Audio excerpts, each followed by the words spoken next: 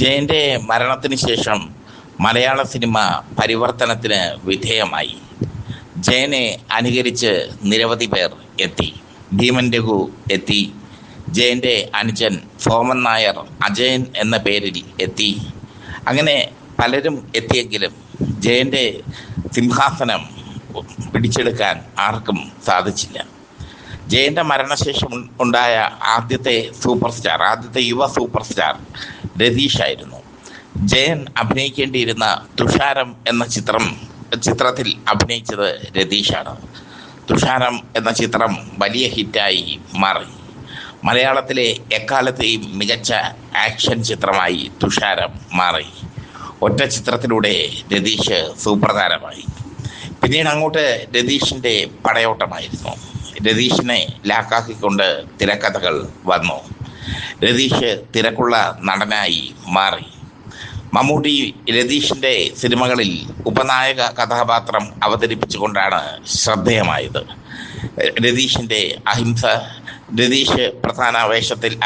രതീഷും പ്രേംനസീറും പ്രധാന വേഷത്തിൽ അഭിനയിച്ച ചമ്പൽക്കാട് തുടങ്ങിയവയൊക്കെ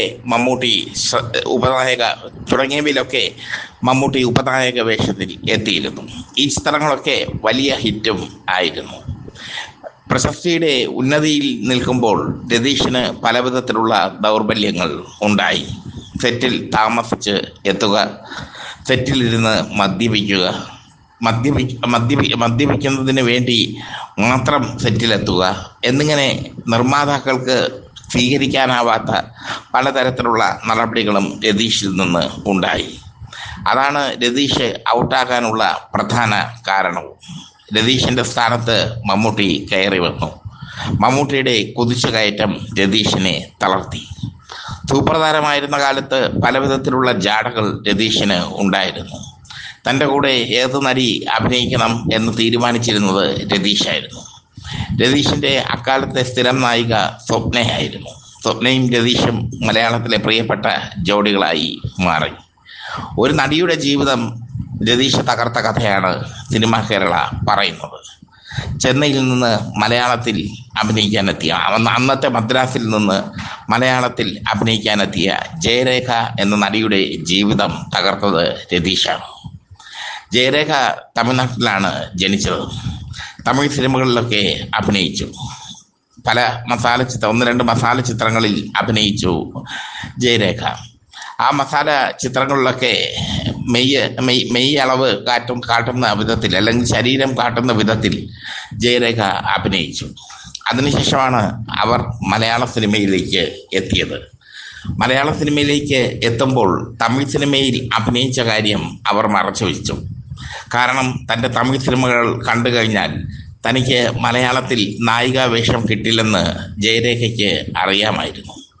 KS ഗോപാലകൃഷ്ണന്റെ ഒരു ചിത്രത്തിൽ രതീഷിൻ്റെ നായികയാകാൻ ജയരേഖയ്ക്ക് അവസരം ലഭിച്ചു. അന്ന് രതീഷിൻ്റെ നായികയാവുക എന്ന് പറഞ്ഞാൽ അതൊരു വലിയ കാര്യമാണ്, ഒരു നടിയുടെ സ്വപ്നമാണ്. കാരണം ജ്വലിച്ചു നിൽക്കുന്ന താരമാണ് രതീഷ്.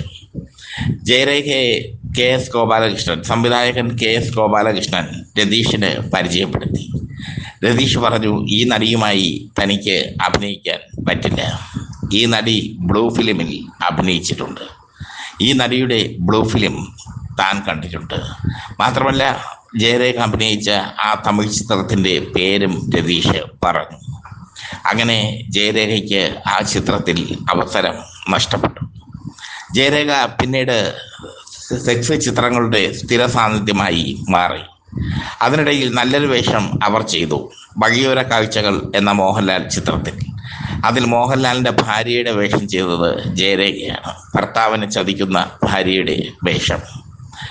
ബാക്കിയെല്ലാം B ഗ്രേഡ് സിനിമകളിൽ അഭിനയിക്കാനായിരുന്നു ജയരേഖയുടെ വിധി. എന്തായാലും രതീഷ് പിന്നീട് തകരുന്ന കാഴ്ചയാണ് മലയാള സിനിമാ ലോകം കണ്ടത്. അവിസ്മരണീയമായിരുന്നു, അല്ലെങ്കിൽ അവിശ്വസനീയമായിരുന്നു രതീഷിൻ്റെ തകർച്ച. സിനിമയിൽ അവസരം കുറഞ്ഞപ്പോൾ സിനിമയിൽ നിന്ന് മാറി രതീഷ് പല വിധത്തിലുള്ള ബിസിനസ്സുകൾ ഇട്ടു. ഒരു ബാർ ഹോട്ടലിട്ടു. അത് ഉടമസ്ഥാവകാശത്തെ ചൊല്ലി തർക്കമായി പൂട്ടി. വലിയ നഷ്ടത്തിൽ കലാശിച്ചു രതീഷിന്.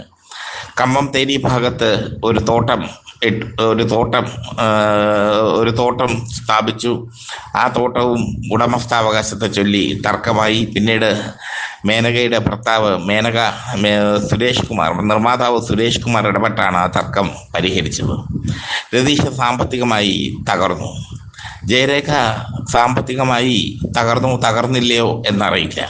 പക്ഷെ ഒരു കാലത്ത് സിനിമകളിൽ ഏറ്റവും കൂടുതൽ പ്രതിഫലം വാങ്ങിയിരുന്ന 1992കളിൽ ആദ്യ പാപത്തിലൂടെ മലയാളത്തിൽ ചിത്ര തരംഗം ഉണ്ടായപ്പോൾ ഏറ്റവും കൂടുതൽ പ്രതിഫലം വാങ്ങിയിരുന്ന നടിമാരിൽ ഒരാളായിരുന്നു ജയരേഖ. ജയരേഖ ചിത്രത്തിൻ്റെ സുവർണകാലം കഴിഞ്ഞപ്പോൾ മലയാള സിനിമയിൽ നിന്ന് മടങ്ങിപ്പോയി. ഇപ്പോൾ ജയരേഖ എവിടെയാണെന്ന് ആർക്കും അറിയില്ല. സിനിമയെക്കുറിച്ച് ഓർക്കുമ്പോൾ നല്ല അനുഭവങ്ങളൊന്നും ഈ നടിക്ക് ഉണ്ടാകാനുള്ള സാധ്യതയില്ല. രതീഷിനോട് ഈ നടിക്ക് പകയുണ്ടോ എന്ന് ചോദിച്ചാൽ പക കാണും. കാരണം രതീഷ് എന്ന് മോളിയിരുന്നെങ്കിൽ ജയരേഖ രക്ഷപ്പെടുമായിരുന്നു.